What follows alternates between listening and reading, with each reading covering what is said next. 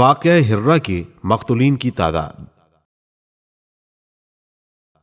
خلیفہ ابن خیاط نے اپنی کتاب تاریخ خلیفہ ابن خیاط میں ان تمام افراد کے نام ذکر کیے ہیں کہ جو اس ہولناک واقعے میں قتل ہوئے، جبکہ واقعہ ہرہ نامی کتاب میں صاحب کتاب نے ایک فہرست میں مشہور مقتولین کی تعداد اور ان کے قبیلوں کو ذکر کیا ہے۔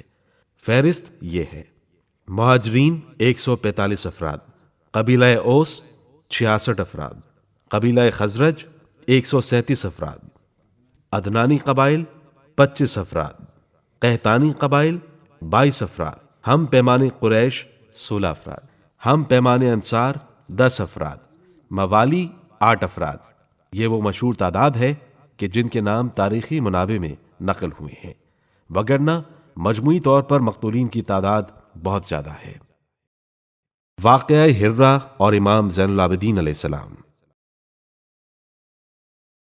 امام زین العابدین علیہ السلام نے حکومت وقت کے خلاف اٹھنے والی اس تحریک میں حصہ نہ لیا اور غیر جانبدار رہے، کیونکہ امام علیہ السلام جانتے تھے کہ اس تحریک کی باغ ڈور زبیریوں کے ہاتھ میں ہے، لہٰذا آپ علیہ السلام اس شورش کا حصہ نہ بنے۔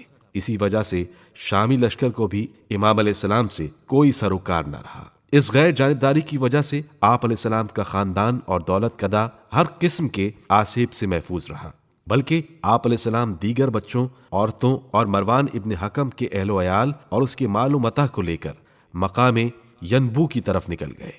اس واقعے میں ایک طرف امویوں کا فتنہ تھا کہ جس کے بارے میں حضرت علی علیہ السلام نے فرمایا، آگاہ رہو کہ میری نظر میں سب سے بڑا اور خطرناک ترین فتنہ بنو امیہ کا فتنہ ہے۔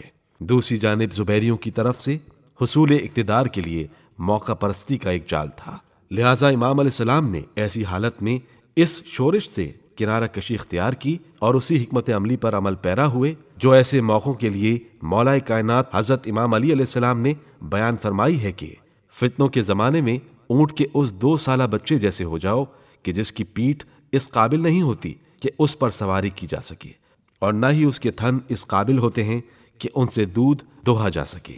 واقعہ ہرہ سے اندازہ کیا جا سکتا ہے کہ یزید کیسا بے دین آدمی تھا اور کیسے کیسے بدذات لوگ اس کے ارکان سلطنت بنے ہوئے تھے۔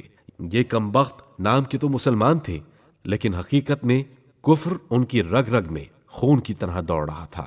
اسی حالت پر نظر کر کے امام مظلوم علیہ السلام نے اپنی جان دے دی۔ اگر حضرت امام حسین علیہ السلام اس مرحلے پر خاموش رہتے تو ہرگز یزید کی بدعمالیاں اور عام مسلمانوں کی کافرانہ خصلتیں کبھی اس طرح ظاہر نہ ہوتی۔